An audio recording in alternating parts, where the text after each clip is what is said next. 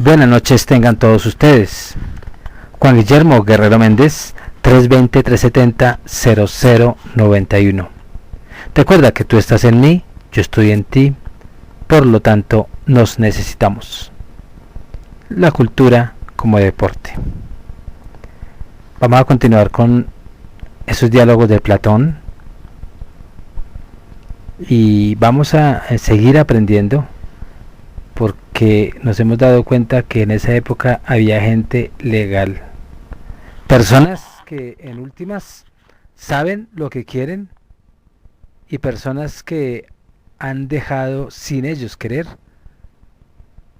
su alma inmortal a través de sus escritos. Somos lo que ellos querían que fuéramos a través de su pensamiento. Entonces nos vamos a ir a esa apología de Sócrates. Yo no sé, atenienses, la impresión que habrá hecho en vosotros el discurso de mis acusadores. Con respecto a mí, confieso que me he desconocido a mí mismo. Tan persuasiva ha sido su manera de decir, sin embargo puedo asegurarlo, no han dicho una sola palabra que sea verdad.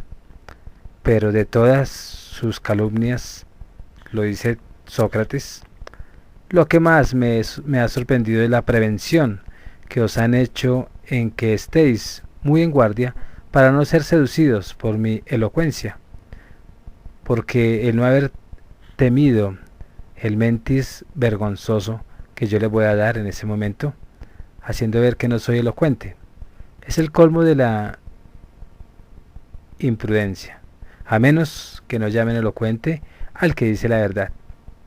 Si es esto lo que pretenden, confieso que soy un gran orador, pero no lo soy a su manera, porque repito, no han dicho ni una sola palabra verdadera y vosotros vais a ver de mi boca la pura verdad. No por Zeus, en una arenga vestida de sentencias brillantes y palabras escogidas, como son los discursos de mis acusadores, sino en un lenguaje sencillo y espontáneo, porque descanso en la confianza de que digo la verdad y ninguno de vosotros debe esperar otra cosa de mí. No sería propia de mi edad venir, atenienses, ante vosotros como un joven que hubiese preparado un discurso. Por esta razón, la única gracia, atenienses, que os pido es que cuando veáis en mí y veáis que en mi defensa emplee términos y maneras comunes, los mismos de que me he servido. ¿Cuántas veces he conversado con vosotros en la plaza pública, en las casas de contratación y en los demás sitios en que me habéis visto? No os sorprendáis ni irritéis contra mí, porque es esta la primera vez en mi vida que comparezco ante un tribunal de justicia, aunque cuento más de 60 años. Por lo pronto soy extraño al lenguaje que aquí se habla, y así como si fuese yo un extranjero, me disimularéis que os hablase de la manera y en el lenguaje de mi país. En igual forma exijo de vosotros, y creo justa mi petición, que no hagáis aprecio de mi manera de hablar, buena o mala, y que miréis solamente con toda la atención posible si os digo cosas justas o no, porque en esto consiste toda la verdad del juez, como la del orador, en decir la verdad. Es justo que comience por responder a mis primeras acusadores y por refutar las primeras acusaciones antes de llegar a las últimas que se han suscitado contra mí, porque tengo muchos acusadores cerca de vosotros hace muchos años, los cuales nada han dicho que no sea falso.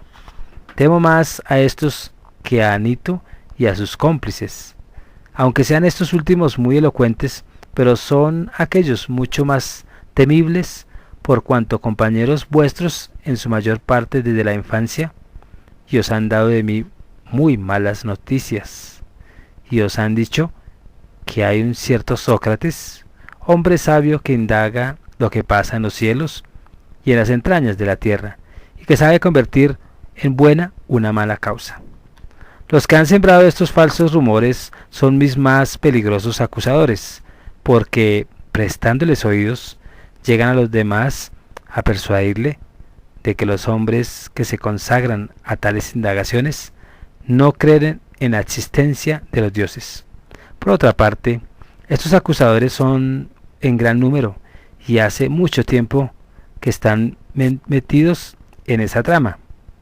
Os han prevenido contra mí en una edad que ordinariamente es muy crédula, porque erais niños la mayor parte y muy jóvenes cuando me acusaban ante vosotros en plena libertad, sin que el acusado los contradijese. Y lo más injusto es que no me es permitido conocer mi nombre a mis acusadores, a excepción de un cierto autor de comedias. Todos aquellos que por envidia o por malicia os han inculcado todas esas falsedades, y los que, persuadidos ellos mismos, han persuadido a otros, quedan ocultos sin que pueda yo llamarles ante vosotros ni refutarlos. Y por consiguiente, para defenderme, es preciso que yo me bata, como suele decirse, con una sombra y que ataque y me defienda sin que ningún adversario aparezca.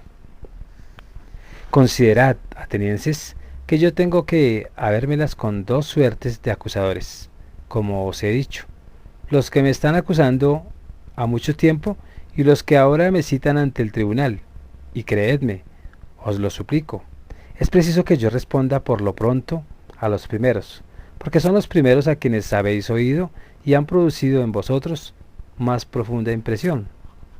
Pues bien, atenienses, es preciso defenderme y arrancar de vuestro espíritu, en tan corto espacio de tiempo, una calumnia envejecida y que ha echado en vosotros profundas raíces.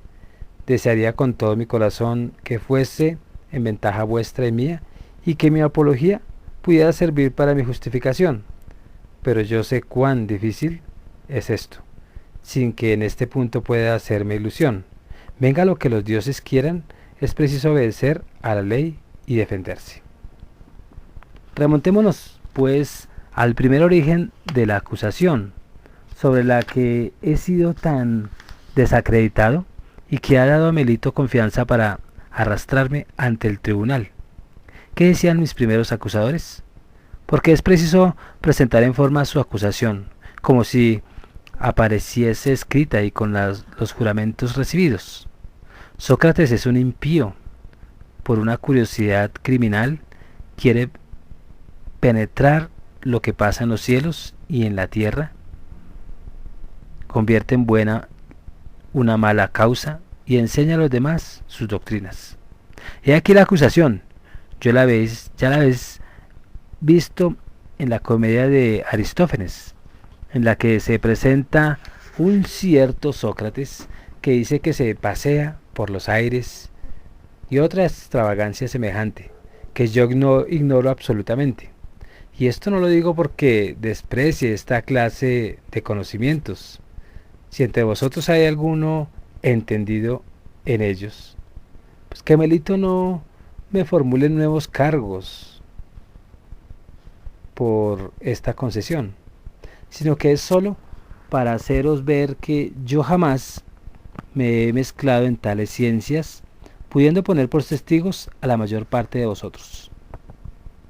Los que habéis conversado conmigo y que estáis aquí en gran número, os conjuro a que declaréis si jamás me oísteis hablar de semejante clase de ciencias, ni de cerca ni de lejos, y por esto conoceréis ciertamente que en todos esos rumores que se han levantado contra mí no hay ni una sola palabra de verdad. Y si alguna vez habéis oído que yo me dedicaba a la enseñanza y que exigía salario, es también otra falsedad. No es porque no tengo por muy bueno el poder instruir a los hombres, como hace Gorgias de Leoncio, Pródico de Zeus e Hipías de Elea.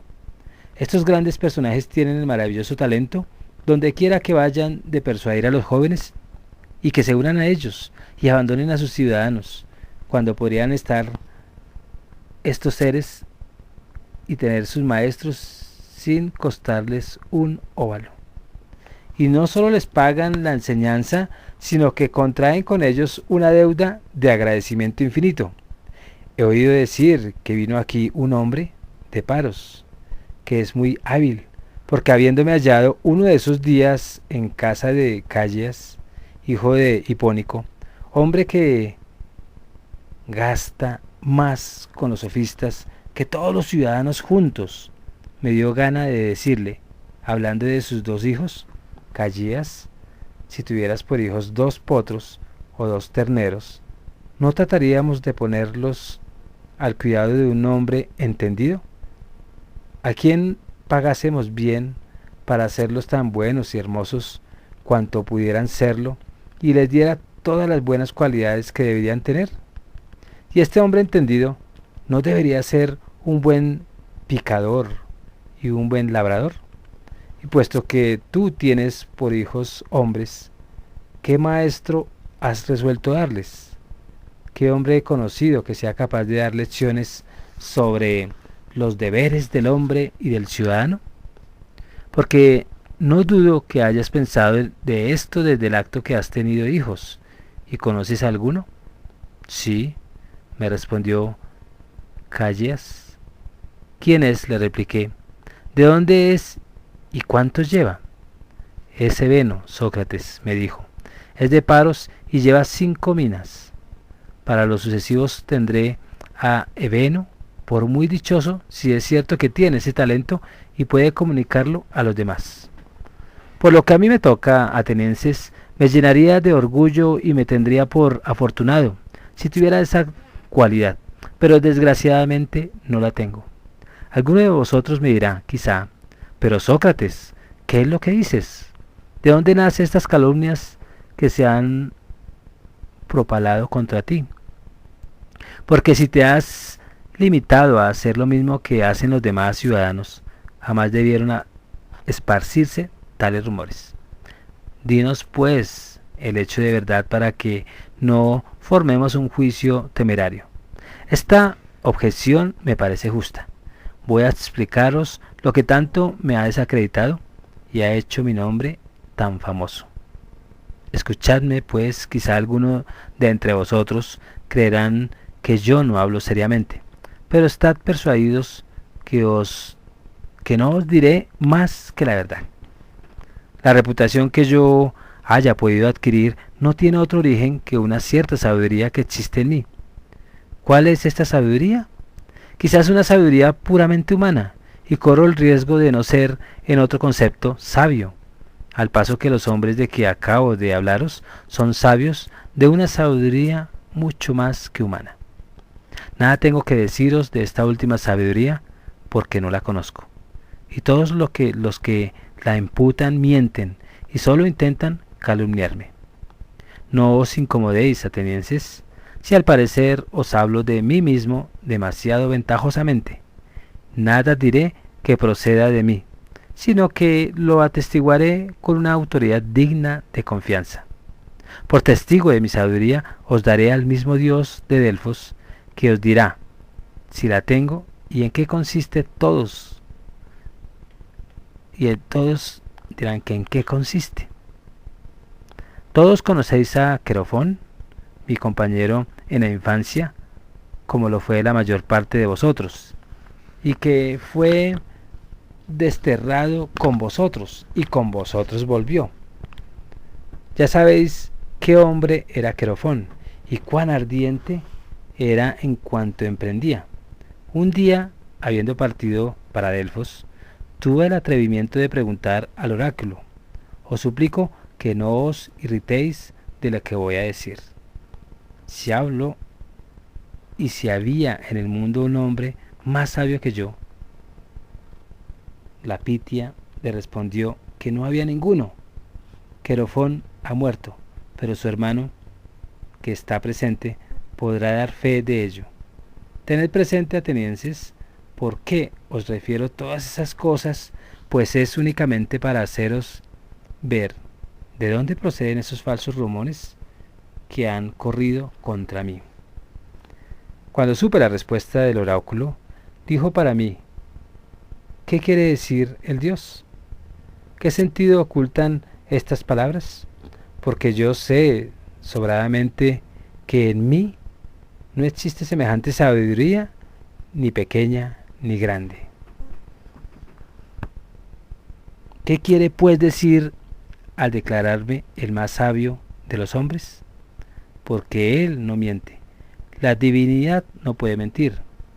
Dudé largo tiempo el sentido del oráculo hasta que, por último, después de gran trabajo, me propuso hacer la prueba siguiente. Fui a casa de uno de nuestros conciudadanos, que pasa por uno de los más sabios de la ciudad. Yo creía que allí, mejor que en otra parte, encontraría materiales para rebatir el oráculo y presentarle un hombre más sabio que yo, por más que me hubiera declarado el más sabio de los hombres.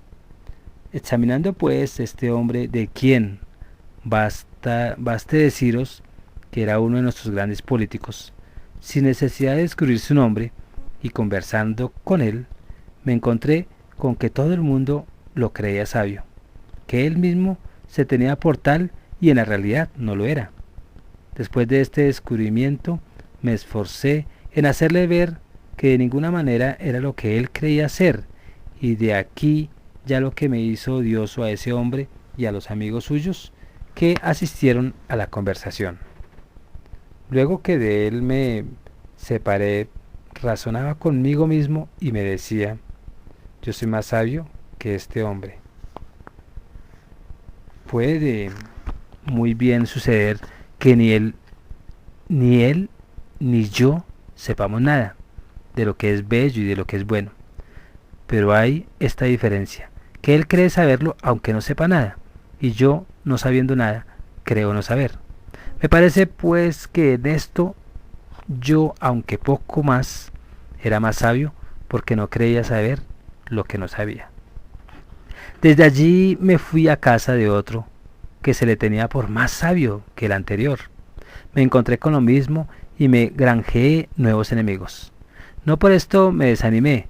Fui en busca de otros, conociendo bien que me hacía odioso y haciéndome violencia, porque temía los resultados. Pero me parecía que debía, sin dudar, preferir a todas las casas la voz de Dios, y por dar con el verdadero sentido del oráculo, ir de puerta en puerta por las casas de todos aquellos que gozaban de gran reputación. Pero, oh Dios, he aquí, atenienses, el fruto que saqué de mis indagaciones, porque es preciso deciros la verdad. Todos aquellos que pasaban por ser los más sabios, que me parecieron no serlo, al paso que todos aquellos que gozaban de esa opinión, los encontré en mucha mejor disposición para hacerlo. Es preciso que acabe de daros cuenta de todas mis tentativas, como otros tantos trabajos que emprendí para conocer el sentido del oráculo. Después de estos grandes hombres de estado, pues me fui a los poetas, tanto a los que hacen tragedia como a los poetas ditirámbicos, y otros, no dudando que con ellos se me sorprendería encontrándome más ignorante que ellos. Para esto examiné las obras suyas, que me parecieron mejor trabajadas, y les pregunté lo que querían decir y cuál era su objeto, para que me sirvieran de instrucción. Pudor tengo, atenienses, en deciros la verdad, pero no hay remedio, es preciso decirla. No hubo uno de todos los que estaban presentes, incluso los mismos autores, que supiese hablar ni dar razón de sus poemas. Conocí desde luego que no es la sabiduría la que guía a los poetas, sino ciertos movimientos de la naturaleza y un entusiasmo semejante al de los profetas y divinos, que todos dicen muy buenas cosas sin comprender nada de lo que dicen. Los poetas pues me parecieron estar en este caso, y al mismo tiempo me convencí que a título de poeta se creía los más sabios en todas las materias, si bien nada entendían. Los dejé pues persuadidos de que era yo superior a ellos, por la misma razón que lo había sido respecto a los hombres políticos. En fin, fui en busca de los artistas. Estaba bien convencido de que yo nada entendía de sus profesiones, que los encontraba muy capaces de hacer muy buenas cosas, y en eso no podía engañarme. Sabían cosas que yo ignoraba, y en esto pues eran ellos más bien sabios que yo, pero atenienses, los más entendidos entre ellos, me parecieron incurrir en el mismo defecto que los poetas, porque no hallé uno que, en título de ser buen artista, no se creyese muy capaz y muy instruido en las más grandes cosas, y esta extravagancia quitaba todo ese mérito a su habilidad. Me pregunté pues a mí mismo, ¿cómo si hablara por el oráculo? Si querría más ser tal como soy, sin la habilidad de estas gentes e igualmente sin su ignorancia, o bien tener pues la una y la otra, y ser como ellos. Y me respondí a mí mismo y al oráculo que era mejor para mí ser como soy. De esta indagación, atenienses, han nacido contra mí todos estos odios y estas enemistades peligrosas que han producido todas las calamidades que sabéis, y me han hecho adquirir el nombre de sabio, porque todos los que me escuchan creen que yo sé todas las cosas sobre las que descubro la ignorancia de los demás.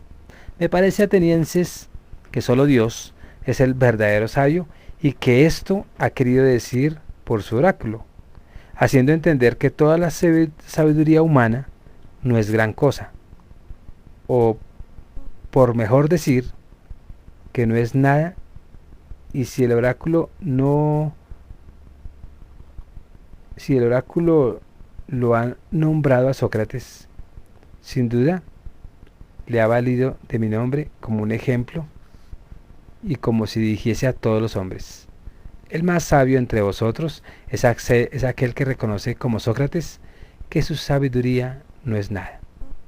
Convencido de esta verdad, para asegurarme más a obedecer al Dios, continué mis indagaciones, no solo entre nuestros conciudadanos, sino entre los extranjeros, para ver si encontraba algún verdadero sabio, y no habiendo encontrado tampoco, sirvo de intérprete al oráculo, haciendo ver a todo el mundo que ninguno es sabio. Esto me preocupa tanto que no tengo tiempo para dedicarme al servicio de la República ni al cuidado de mis cosas, y vivo en una gran pobreza a causa de ese culto y de este culto que rindo a Dios. Por otra parte, muchos jóvenes de las más ricas familias, en sus socios, se unen a mí de buen grado y tienen tanto placer en ver de qué manera pongo a prueba a todos los hombres que quieren imitarme con aquellos que encuentran, y no hay que dudar que encuentran una buena cosecha, porque son muchos los que creen saberlo todo, aunque no sepan nada o casi nada.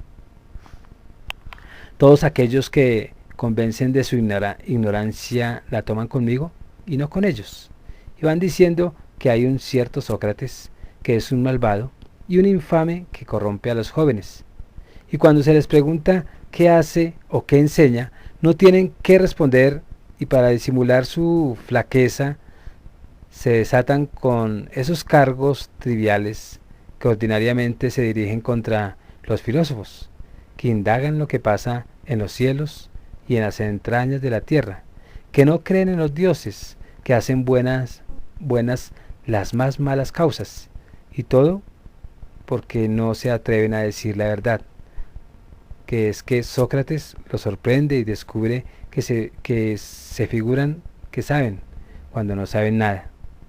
Intrigantes, activos y numerosos, hablan de mí con plan combinado y con una elocuencia capaz de seducir, a largo tiempo que os soplan al oído todas esas calumnias que han forjado contra mí, y aún hoy han desatado en este objeto a Melino, Anito y Licón.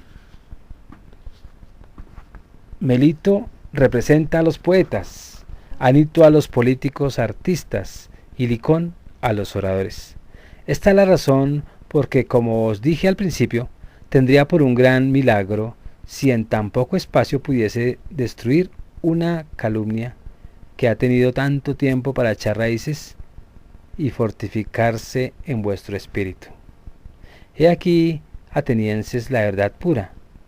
No os oculto ni disfrazo nada, aun cuando no ignoro que cuando digno hace más que envenenar la llaga, y esto prueba que digo la verdad, y que tal es el origen de estas calumnias. ¿Cuántas veces queráis tomar el trabajo de profundizárselas, sean ahora o sea más adelante? Os convenceréis plenamente de que es este el origen. Aquí tenéis una apología que considero suficiente contra mis primeros acusaciones. Pasemos ahora a las últimas y tratemos de responder a Melito, a este hombre de bien tan llevado, si hemos de creerle, por el amor a la patria. Repitamos esta última acusación como hemos anunciado la primera. Él aquí, poco más o menos, Sócrates es culpable porque corrompe a los jóvenes, porque no cree en los dioses del Estado y porque en lugar de estos pone divinidades nuevas bajo el nombre de demonios. He aquí la acusación. La examinaremos punto por punto. Dice que soy culpable porque corrompo la juventud, y yo, atenienses, digo que el culpable es Melito, en cuanto, burlándose de las cosas serias, tiene la particular complacencia de arrastrar a otros ante el tribunal, queriendo figurar que se devela mucho por cosas por las que jamás ha hecho ni el más pequeño sacrificio, y voy a probárselo. Ven acá, Melito, dime, ¿ha habido nada que te haya preocupado más que el hacer a los jóvenes lo más virtuoso posibles? Melito contesta, nada, indudablemente. Yo, Sócrates, pues bien, di a los jueces cuál será el hombre que mejorará la condición de los jóvenes, porque no puede dudarse que tú lo sabes, pues que tanto te preocupas esta idea. Entonces, en efecto, puesto que has encontrado al que los corrompe y hasta lo has denunciado ante los jueces, es preciso que digas quién los habrá mejores. Habla, veamos quién es. ¿Lo ves ahora, Melito? Tú callas, estás perplejo y no sabes qué responder. ¿Y no te parece esto vergonzoso? ¿No es una prueba cierta de que jamás ha sido objeto de tu cuidado la educación de la juventud? Pero repito, excelente Melino, ¿quién es el que puede hacer mejor a los jóvenes? Melino contesta, las leyes. Yo, Sócrates, Melito, no es eso lo que pregunto. Yo te pregunto, ¿quién es el hombre? Porque es claro que la primera cosa que este hombre debe saber son las leyes. Melito, son Sócrates, los jueces aquí reunidos. Yo, Sócrates, ¿cómo, Melito? ¿Estos jueces son capaces de instruir a los jóvenes y hacerlos mejores? Melito, sí, ciertamente. Yo, Sócrates, pero son todos estos jueces y hay entre ellos unos que pueden y otros que no pueden. Melito, todos pueden. Yo, Sócrates, perfectamente por era. Nos han dado un buen número de buenos preceptores, pero pasemos adelante. Estos oyentes que nos escuchan pueden también hablar a los jóvenes mejores o no pueden. Melito, pueden. Yo, Sócrates. ¿Y los senadores? Melito, los senadores lo mismo. Yo, Sócrates. Pero mi querido Melino, todos los que vienen a las asambleas del pueblo ¿corrompen igualmente a los jóvenes o son capaces de hacerlos mejores? Melito, todos son capaces. Yo, Sócrates, se sigue de ahí que todos los atenienses pueden hacer a los jóvenes mejores, menos yo. Solo yo los corrompo. ¿No es esto lo que dices? Melito, lo mismo. Yo, Sócrates, verdaderamente buena desgracia es la mía. Pero continúa respondiéndome. ¿Te parece que sucederá lo mismo con los caballos? ¿Pueden todos, absolutamente todos, los hombres, hacerlos mejores, y que solo uno tenga el secreto de echarles a perder? ¿O es todo lo contrario lo que sucede? ¿Es uno solo o hay un cierto número de picadores que puedan hacerlos mejores? Y el resto de los hombres, si se sirven de ellos, ¿nos los echan a perder? ¿No sucede esto mismo con todos los animales? Sí, sin duda.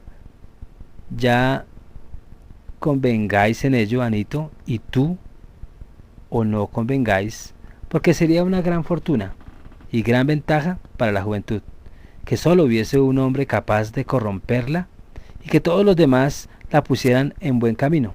Pero tú has probado suficientemente, Melito, que la educación de la juventud no es cosa que te haya quitado el sueño. A tus discursos acreditan claramente que jamás te has ocupado en lo mismo que motiva tu acusación contra mí. Por otra parte, te suplico por Zeus, Melito, me respondas a esto. ¿Cuál es el mejor habitar? ¿Con hombres de bien o habitar con pícaros? Respóndeme, amigo mío, porque mi pregunta no puede ofrecer dificultad. ¿No es cierto que los pícaros causan siempre mal a los que los tratan y que los hombres de bien producen a los mismos un efecto contrario? Melito, sin duda. Yo, Sócrates, ¿hay alguno que prefiere recibir daño de aquellos con quienes tratar a recibir utilidad? Respóndeme, porque la ley manda que me respondas. ¿Hay alguno que me quiera más recibir mal que bien? Melito, no hay nadie. Yo, Sócrates, pero veamos cuando me acusas de corromper a la juventud y hacerla más mala. ¿Sostienes que lo hago con conocimiento o sin quererlo? Melito, con conocimiento. Yo, Sócrates, tú eres joven y yo anciano.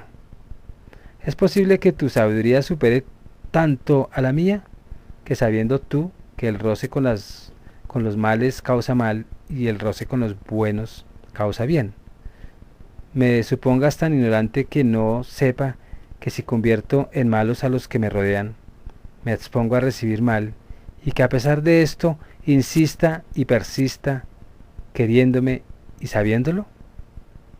En este punto, Melito, yo no creo ni pienso que haya en el mundo quien pueda creerte.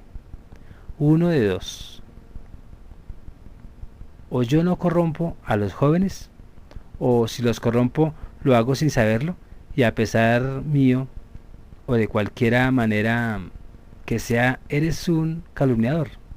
Si corrompo a la juventud a pesar mío, la ley no permite citar a nadie ante el tribunal por faltas involuntarias, sino que lo que quiere es que se llame aparte a los que las cometen, que se les aprenda y que se les instruya, porque es bien seguro que, estando instruido, cesaría de hacer lo que hago a pesar mío. Pero tú, con intención, lejos de verme e instruirme, me arrastras ante este tribunal, donde la ley quiere que se cite a los que merecen castigo, pero no a los que solo tienen necesidad de prevenciones.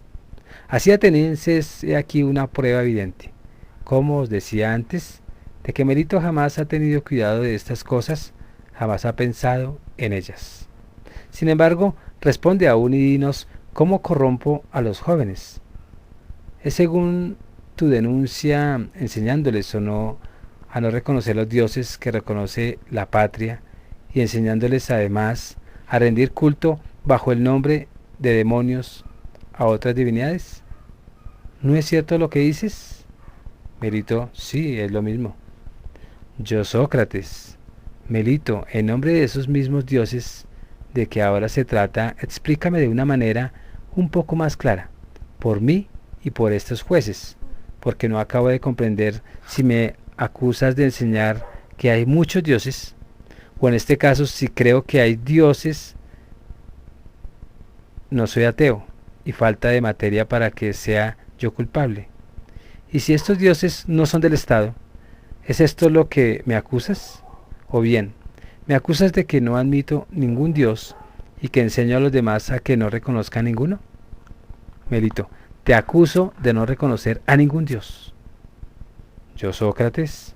Oh, maravilloso Melito. ¿Por qué dices eso? ¿Qué?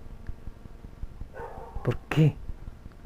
Yo no creo como los demás hombres que el sol y la luna son dioses. ¿Por qué crees que yo no creo que la luna y el sol son dioses? Melito, no, por Zeus, atenienses, no lo creo porque dice que el sol es una piedra y la luna una tierra. Yo, Sócrates, pero tú acusas a Anaxágoras, mi querido Melito. ¿Desprecias a los jueces porque los crees harto, mucho ignorantes? Puesto que te imaginas que no saben que los libros de Anaxágoras de Clasómenes pues están llenos de aserciones de esta especie. Por lo demás, ¿qué necesidad tendrían los jueces de aprender de mí cosas que podían ir a oír todos los días en la orquesta por un dracma o lo más? Magnífica ocasión se les preguntaba para burlarse de Sócrates si Sócrates se atribuyese doctrinas que no son suyas, y tan extrañas y absurdas por otra parte. Pero dime en nombre de Zeus, ¿pretendes que yo no reconozca a ningún dios? Melito, sí, por Zeus. No, tú no reconoces ninguno. Yo, Sócrates. Dices, Melito, cosas increíbles. Ni estáis tampoco de acuerdo conmigo mismo. A mi entender, parece atenienses que Melito es un insolente, porque no ha intentado esta acusación sino para insultarme con toda la audiencia de un imberbe, porque justamente solo ha venido aquí para tentarme y proponerme un enigma, diciéndose a sí mismo: veamos si Sócrates, este hombre que pasa por tanto sabio, reconoce que me burlo y que digo cosas que se contradicen, o si consigo engañar no solo a él, sino a todos los presentes. Efectivamente se contradice en su acusación, porque es como si dijera: Sócrates es culpable en cuanto no reconoce a dioses y en cuanto los reconoce. ¿Y no es esto burlarse? Así lo juzgo yo. Seguidme pues, atenienses, os lo suplico, y como os dije al principio, no os irritáis contra mí si os hablo a mi manera ordinaria. Respondedme, Melito. ¿Hay alguno en el mundo que crea que hay cosas humanas y que no hay hombres? Respondedme. Jueces, mandad que responda y que no haga tanto ruido.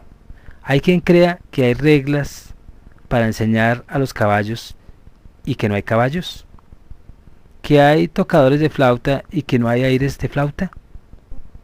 No hay nadie, excelente Melito. Yo responderé por ti si no quieres responder, pero dime, ¿hay alguno que crea en cosas propias de los demonios y que sin embargo crea que no hay demonios? Melito, no, sin duda. Yo, Sócrates, ¿qué trabajo ha costado arrancarme esta confesión? Al cabo respondes, pero es preciso que los jueces te fuercen a ello. Dices que reconozco y enseño cosas propias de los demonios, ya sean viejas o nuevas. Siempre es cierto, por tu voto propio, que yo creo en esas cosas tocantes a los demonios, y si lo has jurado en tu acusación. Si creo en cosas demoníacas, necesariamente creo en los demonios, ¿no es así? Sí, sin duda, porque tomo tu silencio por un consentimiento. Y estos demonios, ¿no estamos convencidos de que son dioses o hijos de dioses? ¿Es así? ¿Sí o no? Melito, sí. Yo, Sócrates,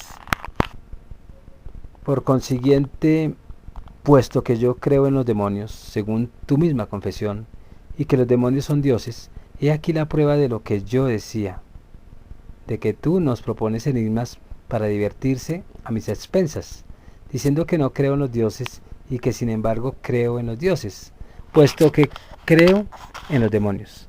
Y si los demonios son hijos de los dioses, hijos bastardos, si se quiere, puesto que se dice que han sido habidos de ninfas o de otros seres mortales, ¿quién es el hombre que puede creer que hay hijos de dioses y que no hay dioses?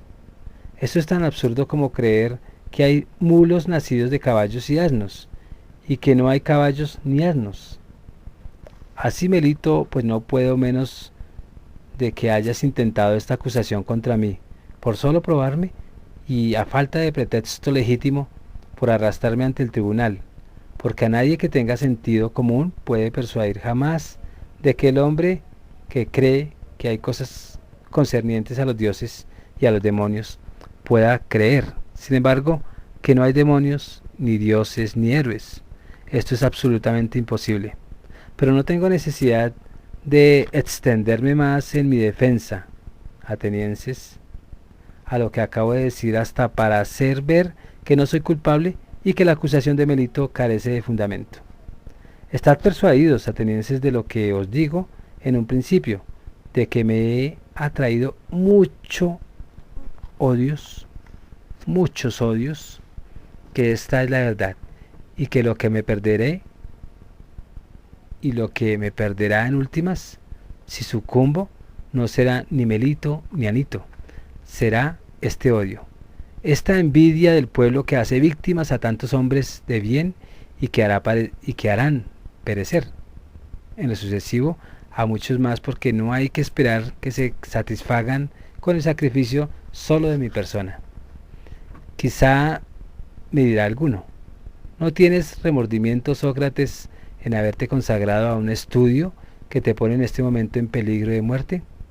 A este hombre le dará una respuesta muy decisiva y le diré que se engaña mucho al creer que un hombre pues de valor tome en cuenta los peligros de la vida o de la muerte. Lo único que debe mirar en todos los procederes es ver si lo que hace es justo o injusto, si es acción de un hombre de bien o de un malvado. De otra manera se seguirá que los semidioses, pues que murieron en el sitio de Troya, debieron ser los más insensatos, y particularmente el hijo de Tetis, que para evitar su deshonra despreció el peligro hasta el punto que, impaciente por matar a Héctor y requerido por la diosa su madre, que le dijo: si mal no me acuerdo, hijo mío, si vengas la muerte de Patroclo, tu amigo, matando a Héctor, tú morirás, porque la muerte te aguarda, así que Héctor perezca. Él, después de esta amenaza, despreciando ese peligro y la muerte, y temiendo más vivir como un cobarde, sin vengar a sus amigos, dice: muero en el acto. Gritó tanto con tal que castigue al asesino de Patroclo y que no quede yo deshonrado. Permanezco en las naves cual inútil peso de la tierra. ¿Os parece que se inquietaba Tetis del peligro de la muerte? Y se pregunta: ¿estaba inquieto Tetis de la muerte? ¿O era una apariencia? Es una verdad constante, atenienses, que todo hombre que ha escogido un puesto que ha creído honroso y que ha sido colocado en él por sus superiores, debe mantenerse firme y no debe temer ni la muerte en lo que haya de más terrible, anteponiendo a todo el honor.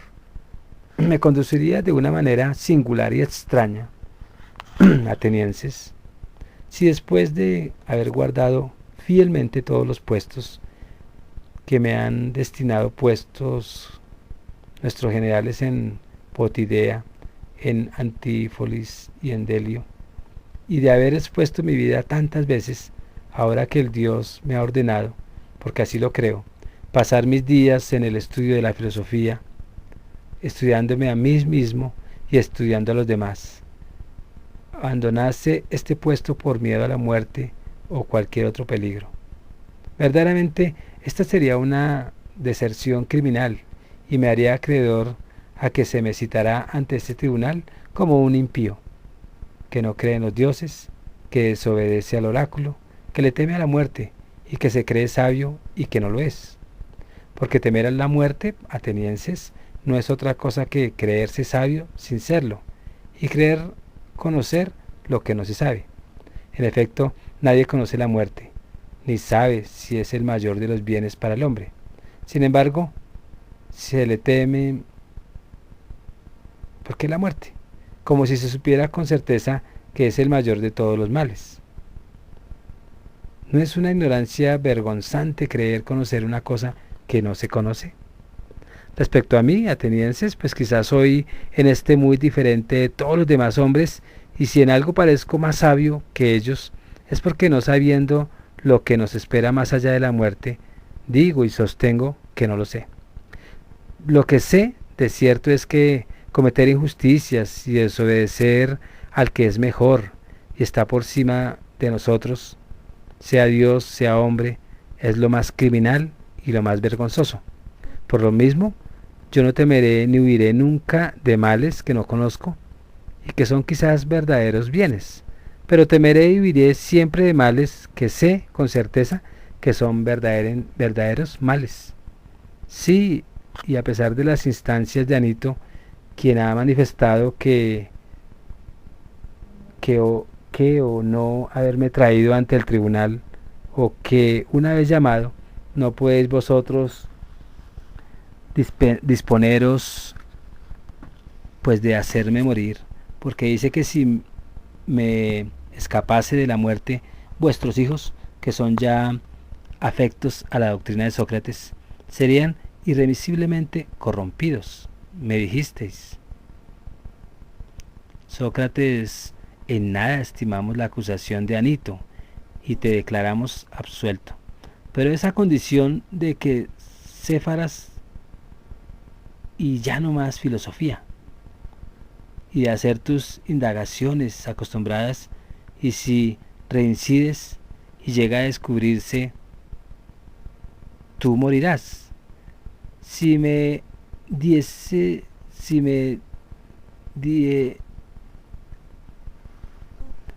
tú me dicieses libertad, y si me la dieses, bajo estas condiciones, os respondería sin dudar: atenienses, os respeto y os amo, pero obedeceré a Dios antes que a vosotros, y mientras yo viva, no cesaré de filosofar, dándoos siempre consejos, volviendo a mi vida ordinaria y diciendo a cada uno de vosotros cuando os encuentre. Buen hombre, ¿cómo siendo ateniense y ciudadano de la más grande ciudad del mundo, por su sabiduría y por su valor, cómo no te avergüenzas de no haber pensado más que en amontonar riquezas, en adquirir crédito y honores, en despreciar los tesoros de la verdad y de la sabiduría, y de no trabajar para hacer tu alma tan buena como puede serlo? Y si alguno me niega que se halla en este estadio o en ese estado y sostiene que tiene cuidado de su alma, no se lo negaré al pronto, pero lo interrogaré, lo examinaré, lo refutaré, y si encuentro que no es virtuoso, pero que aparenta serlo, le echaré en cara que prefiere cosas tan abyectas y tan perecibles a las que son de un precio inestimable.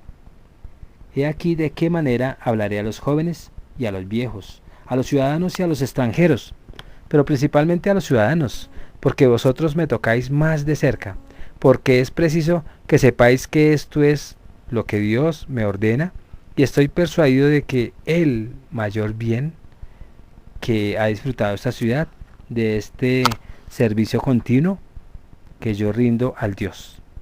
Toda mi preocupación es trabajar para persuadiros, jóvenes y viejos, que antes que el cuidado del cuerpo y de las riquezas, antes que cualquier otro cuidado, es del alma y de su perfeccionamiento, porque no me canso de deciros que la virtud no viene de las riquezas, sino por el contrario, que las riquezas vienen de la virtud, y que es de aquí en donde nacen todos los demás bienes públicos y particulares. Si diciendo estas cosas corrompo a la juventud, es preciso que estas máximas sean una ponzoña, porque si se pretende que diga otra cosa, se os engaña o se os impone. Dicho esto, no tengo nada que añadir.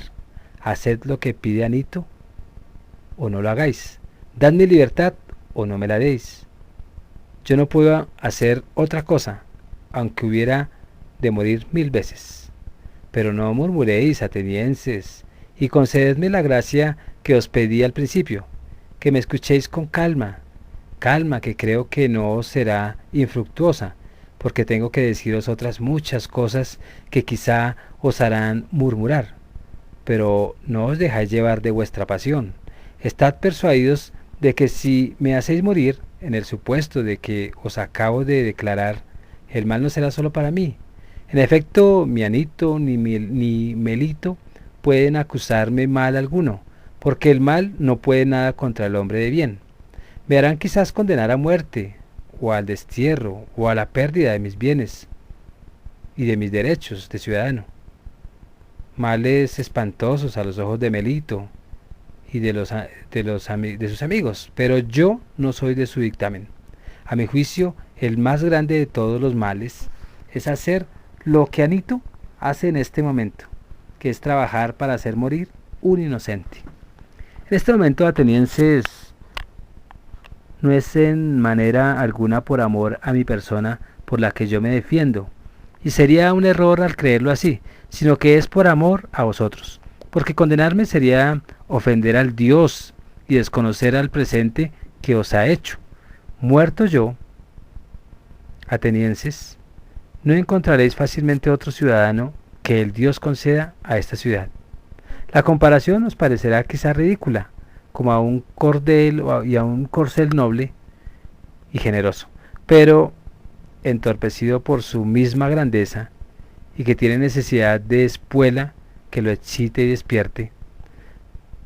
Se me figura que soy yo el que Dios ha escogido para excitaros, para punzaros, para predicaros todos los días sin abandonaros un solo instante. Bajo mi palabra, atenienses, difícil será que encontréis otro hombre que llene esta misión como yo, y si queréis creerme, me salvaréis la vida, y no pasará nada, y yo seguiré filosofando. Pero quizá fastidiosos y soñolientos, desecharéis mi consejo, y entregándoos a la prisión de Anito, me condenaréis muy a la ligera. ¿Qué resultará de esto? Que pasaréis al resto de vuestra vida en un adormecimiento profundo, a menos que el Dios no tenga compasión de vosotros y os envíe otro hombre que se parezca a mí. ¿Qué ha sido Dios el que me ha encomendado esta misión para con vosotros? Es fácil inferirlo por lo que os voy a decir.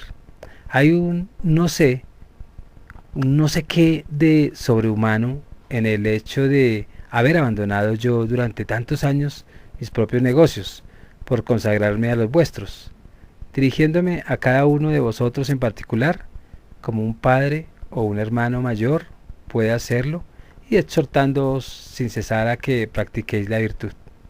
Si yo hubiera sacado alguna recompensa de mis exhortaciones, pues tendréis algo que decir, pero veis claramente que mis mismos acusadores, que me han calumniado con tanta imprudencia, no han tenido valor para echármelo en cara, y menos para probar con testigos que yo haya exigido jamás ni pedido el menor salario, y en prueba de la verdad de mis palabras, os presento un testigo irrecusable, mi pobreza. Quizá parecerá absurdo que me haya comprometido yo a dar a cada uno en particular lecciones y que jamás me hayan atrevido a presentarme en vuestras asambleas para dar mis consejos a la patria. Quien me lo ha impedido, atenienses, ha sido este demonio familiar, esta voz divina de que tantas veces os he hablado y que ha servido a Melito, pues para formar donosamente un capital de acusación. Este demonio se ha pegado a mí desde mi infancia. Es una voz que no me hace escuchar sino cuando quiere separarme de lo que he resuelto hacer, porque jamás me excita a emprender nada. Ella es la que se me ha puesto siempre cuando he querido mezclarme en los negocios de la República y ha venido aún con razón, porque a largo tiempo, creedme, atenienses, que yo no existiría si me hubiera mezclado en los negocios públicos y no hubiera podido hacer las cosas que he hecho en beneficio vuestro y el mío. No os enfadéis, os suplico si no os oculto nada. Todo hombre que quiera oponerse franca y generosamente a todo un pueblo, sea el vuestro o cualquiera otro, o que se empeñe en evitar que se me cometan iniquidades en la República, no lo hará jamás impunemente. Es preciso de toda la necesidad que el que quiera combatir por la justicia, por poco que quiera vivir, sea solo simplemente o más bien un simple particular y no hombre público. Voy a daros pruebas significativas de esta verdad, no con palabras sino con otro recurso que estimáis más con hechos. Oíd lo que a mí mismo me ha sucedido, para que así conozcáis cuán incapaz soy de someterme a nadie, yendo contra lo que es justo por temor a la muerte, y cómo no cediendo nunca es imposible que deje yo de ser víctima de la injusticia. Os referiré cosas poco agradables, mucho más en boca de un hombre que tiene que hacer su apología, pero que son muy verdaderas. Ya sabéis, atenienses, jamás he desempeñado ninguna magistratura y que tan solo he sido senador. La tribu antioquida a la que pertenezco estaba en turno en el Británio cuando contra toda ley os empeñasteis en procesar bajo un contexto a los 10 generales que no habían enterrado los cuerpos de los ciudadanos muertos en el combate naval de las Arginusas, injusticia que reconocéis y de la que os arrepentisteis después.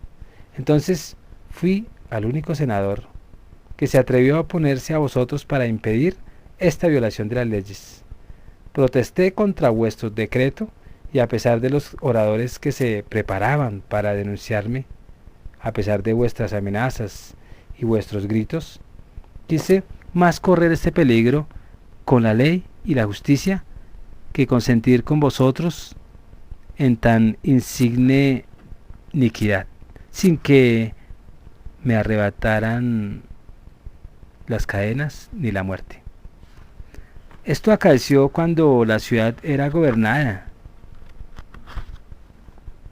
por el pueblo, pero después que se estableció la oligarquía, habiéndonos mandado los 30 tiranos, a otros 4 y a mí a Tolos, nos dieron la orden de conducir desde Salamina a León, el salaminiano, para hacerlo morir, porque daban estas órdenes a muchas personas para comprometer el mayor número de ciudadanos posibles en sus iniquidades. Y entonces yo hice ver, no con palabras sino con hechos, que la muerte a mis ojos era nada. Permítaseme esta expresión, y que mi único cuidado consistía en no cometer impiedades e injusticias. Todo el poder de estos 30 tiranos, por terrible que fuese, no me intimidó ni fue bastante para que me manchara con tan impía iniquidad. Cuando salimos de Tolos, los otros 4 fueron a Salamina y condujeron aquí a León, y yo me retiré a mi casa, y no hay que dudar que mi muerte hubiera seguido, y mi desobediencia si en aquel momento no se hubiera verificado la abolición de aquel gobierno. Existe un gran número de ciudadanos que pueden testimoniar mi veracidad. ¿Creéis que hubiera yo vivido tantos años si me hubiera mezclado en los negocios de la República y como hombre de bien hubiera combatido toda clase de intereses bastardos para dedicarme exclusivamente a defender la justicia? Esperanzas vanas, atenienses.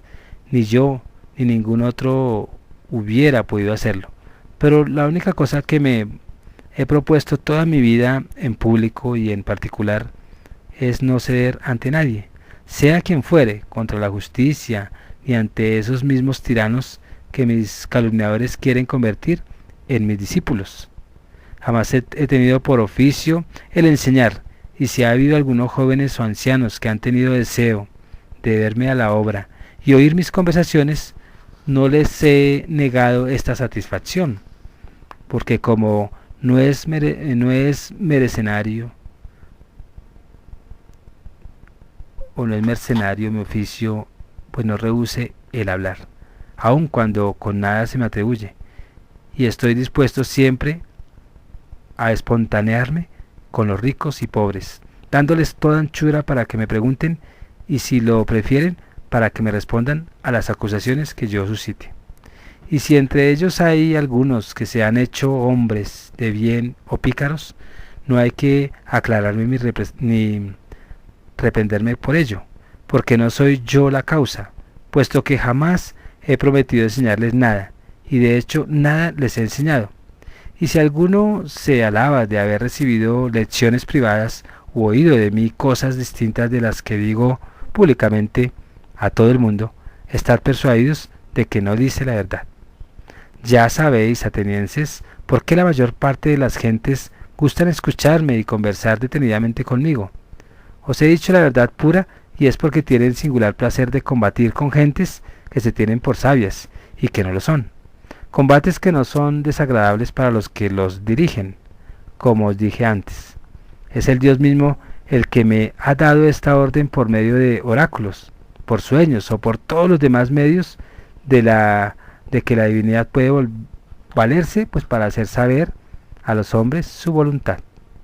Si lo que digo no fuese cierto, os sería fácil convencerme de ello, porque si yo corrompía a los jóvenes y de hecho estuviesen ya corrompidos, sería preciso que los más avanzados en edad y que saben en conciencia que les he dado perniciosos consejos en su juventud, se levantasen contra mí y me hiciesen castigar, y si no querían hacerlo, sería un deber en sus parientes, como sus padres, sus hermanos, sus tíos, venir a pedir venganza contra el corruptor de sus hijos, de sus hermanos, de sus sobrinos.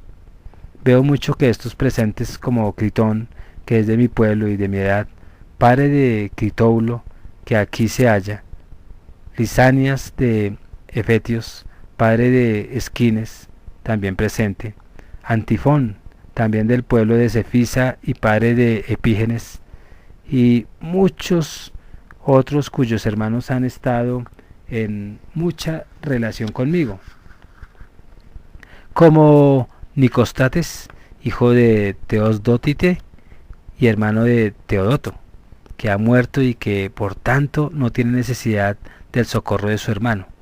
Veo también a Parales, hijo de Demodoco y hermano de Teages, a Dimanto, hijo de Aristón, con su hermano Platón, que tenéis delante, y a Antodoro, hermano de Apolondoro, y muchos más, entre los cuales está obligado Melito a tomar por lo menos uno o dos para testigos de su causa.